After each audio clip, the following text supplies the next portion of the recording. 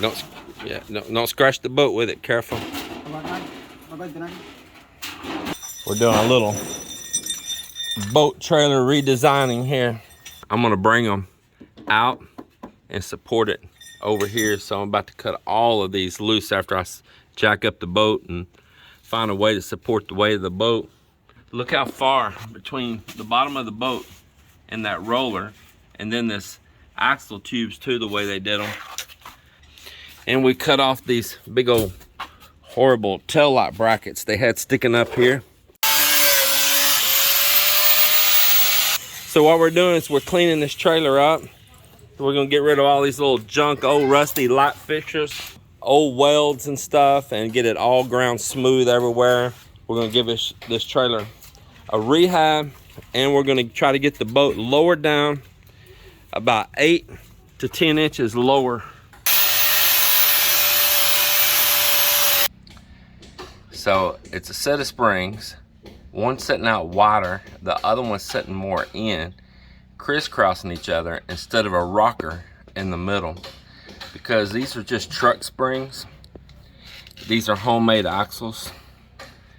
These hubs are off of an old Japanese made truck here called an Elf. And it don't even matter. It doesn't even matter because this tube goes up and rests against the frame, front and rear. It's a pretty shoddy job. You got a piece of plate there. It's pretty well rusted. Being that I'm not gonna be pulling this trailer down a highway here in the Philippines, I'm just gonna be surf launching out here at the beach. I'm going to remove all these springs and this junk and weld it directly underneath this channel iron.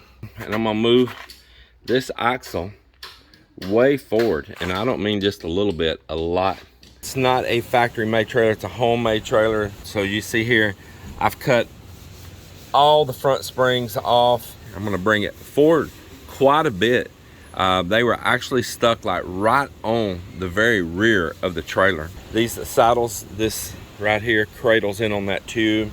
They're usable, they're workable. And these are all built way too high. These need to be brought way out here. They're up too high. You see all this space between right here? I mean, that's like 13 inches, 14 inches, I think, on this one here right now. And that is just a waste. You need that boat as low into that water, backing it in as you can. So that's also going to get changed. These are going to get brought out. I'm going to change the angle on them a little bit. Last time to do a little boat work here again. We had to stop with all that typhoon passing through, or tropical storm. I tell you, it was typhoon force winds. That's for sure. Straight line winds here because of the suction on that shear line. So everybody apologize that we stopped on this boat project, but you know, we weren't gonna be out here welding and grinding with the storms that have been going on. All right, so what we're gonna have to do here first is get those saddles welded onto these axles. And what I'm gonna need to do that is to find the center point and then divide out to each side so that we get the axle lined up nice and straight. And we'll go from there. 83 1/4. Right there. There we go, right there. 41 5/8. Now we got the frame, and it's 6 foot 1/4 or 72 1/4. So we had 83 1/4 inch total width on the axle from the measuring point we used. We had 72 1/4 inches on the width of the frame. We do a subtraction on that, and that leaves us 11 inches in difference between the width of the frame and the width of our measuring points on here. And we divide that in half, and we got 5.5 inches. So our little saddles right here, we're gonna need to measure over back here from the back of this, over 5.5 inches. And that's where we're gonna weld it on both sides. And then when we line this edge up, it should automatically be in the middle. And we'll double check it because we have a middle mark. And that should be that. The next thing we'll have to find is if this trailer's square. Who knows if they built it square? We'll need to find a good measuring point and get an equal measurement up to where we're going to weld it onto the frame. All right, so we found all of our marks. We got our saddle set in place. We're lined straight down the middle as well.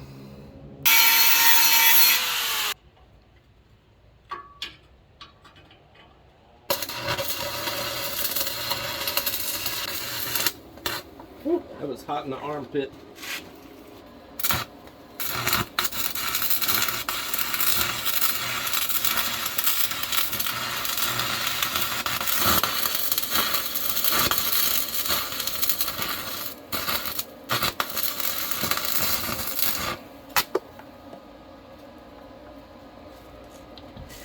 So we got that one axle there welded in, and now what we're doing is right before the storm hit, we had just temporarily set one of these I-beams across between these columns, and they're about to bring another one around, and we're going to set between this column and this column. I didn't get to record because I was helping. Guess that's what a tripod's for, huh? But we got that joker up there though.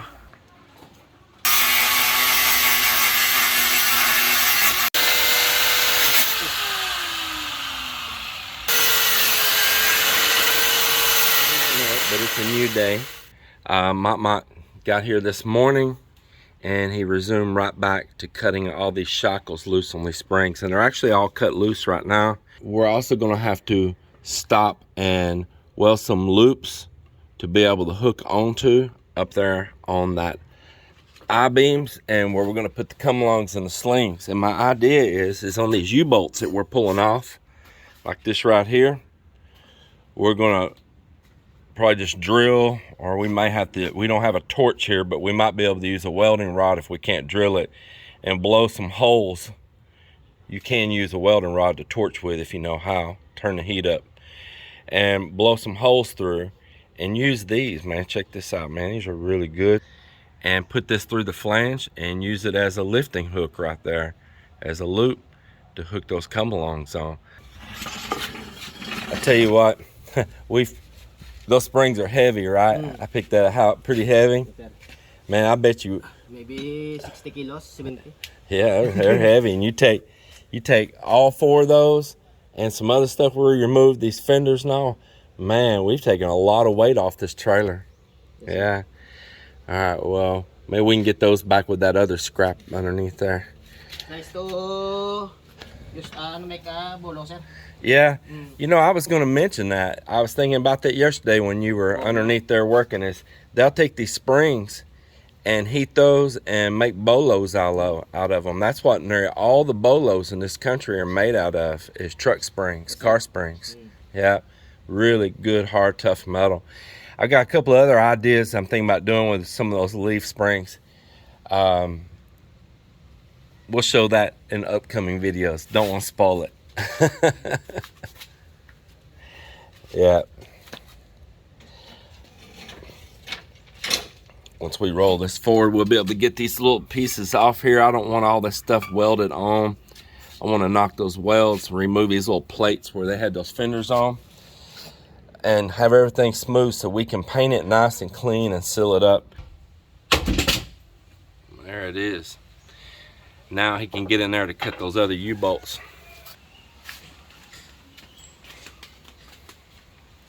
It's kind of funny when I was showing this on video not too long ago, everybody's, oh, you need to raise your outdrive. You need to raise your outdrive.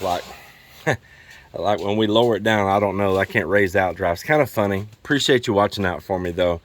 But I tell you what, whoever had this before me, like so many people, got that skag right there, man. You can re-weld one back on there, but yeah, the skag is knocked off probably where somebody didn't raise it up or they struck something. But the prop is in really good condition. So I wouldn't think, unless they changed the prop, they could have upgraded and put a new prop. I would think probably they did not raise this up just like you're trying to warn me of, and they damaged that skag on there. But I'm going to be removing this one. This will get replaced with the one for the diesel. Looks just like it, but it's geared different and it has larger bearings and shafts in it. So for the torque of that diesel engine, might be a small diesel, but a lot of torque. And then go ahead and clean these saddles up right here. We'll hit them with some paint. I had someone, you know, they asked a sensible question in the comments. Why do we not take the boat off the trailer in order to work on the trailer? Well, at the time when we started on it, I didn't have these I-beams and we didn't have no way up. I didn't know if I could find any slings. I didn't know if I could find any come-alongs. So you gotta do what you gotta do. And of course, with everything going on at the beach and being that the trailer's not set up to launch at the beach right now, it's up way too high. The boat's way too high in the air. That's why we're modifying it. I can't go launch it and float it in the water while I work on it either. I don't have that option. And things can change here so fast. That water's calm out there right now. And you don't know what's gonna blow up in 30 minutes or an hour. And it is turbulent out there. And this is the tropics, and storms just pop up. And those are shallows right there out for a ways. There's several ripple like sandbars down the water that goes up and down. That's what really turns those waves up. It's not good. So we got this. I appreciate that concern. Appreciate you questioning that. And it's a valid question. I don't disagree, you know. But now we're getting things set up to where we can remove it, and I'm happy for that. And it's going to be nice to have that option now. And before we continue the rest of the work after these axles, we may, if this seems to support well and all, we may leave the boat hanging in the air while we work on the rest of the trailer, and roll it back and forth underneath it where we can kind of sit and eyeball things on it. I think that's gonna be pretty cool.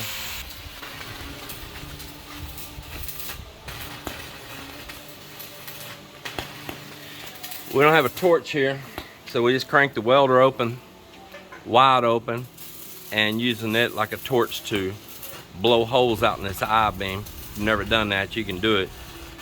You're just gonna use that rod really hot and blow it away, just like when you're welding, you got your heat too high and you blow a hole in the steel, if you do this intentionally. So we're just improvising since we don't have a torch. You gotta do what you gotta do. So he's blowing holes through right there. And you got it, huh? Yeah. Then it was hit the bottom of it, knock off the slag after he's done. We're gonna put these U-bolts like he's got in his hand there that came off those axles on that trailer. We're gonna use those as lifting hooks. Well, we're continuing on. We got one of these loops up here, as you see. Let me zoom up there a little bit. You can see that. Man, those are gonna be nice lifting hooks right there. Yeah, this box right here, I'll see if it shows the weight.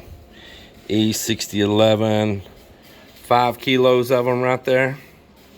And that was just a little over 600 pesos. So current rate right now, you know, what are you talking? Somewhere around 10 bucks or something like that.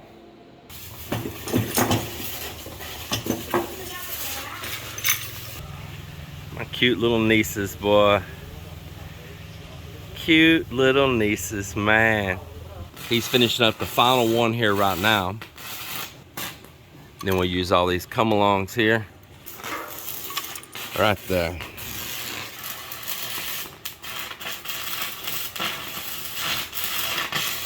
All right, we got our temporary I-beams up here. They'll eventually be there long-term, but we don't have them fixed up for long-term just yet. The loops will be exactly where they are always. We measure for that so that when we build the frame later, those will already work right where they're at. So we got 1, 2, 3, 4 lifting points. They're just under 13-foot spread right here. It's a 24-foot boat. I measured yesterday. That should sling me right underneath the back where the engine is, and it should get me just underneath the the bow here at the keel where it flattens out, and that should be pretty good. I want to make sure that the front sling don't try to slide forward up this bow. I think what I'll do is probably put a ratchet strap or something between the back sling and the front sling so they can't slip and spread apart from each other. I think I'll probably just do that. I got a couple smaller, these cheap ratchet straps here that'd be perfect for doing that. Boat, of course, when we try to get the weight off like they did up there where we picked the boat up, it slid back right now. We did that to get the tongue higher when we were pulling it through the beach here. The same thing they did, the place that we picked it up from. So I got a lot of cantilever weight over the back of this trailer right now, and we got it on stands. So as soon as we remove these stands, all of that weight is really cantilever back, but I think it'll be okay. We're hitched to the truck, and just in case the hitch was to give way, because it might try to rear up on the back of the truck, we got the safety chains on, and we got them pulled up short so it can't like fly up and hit my tailgate. If I'm all talking the worst case scenario, if the hitch was to give way on that thing or something, that coupler. It's all worst case scenario stuff. It doesn't mean anything really as bad is going to happen. I'm just trying to be extra cautious. Where's that blue jack? Huh? Yeah, well, let's get it back here, and we'll go from there.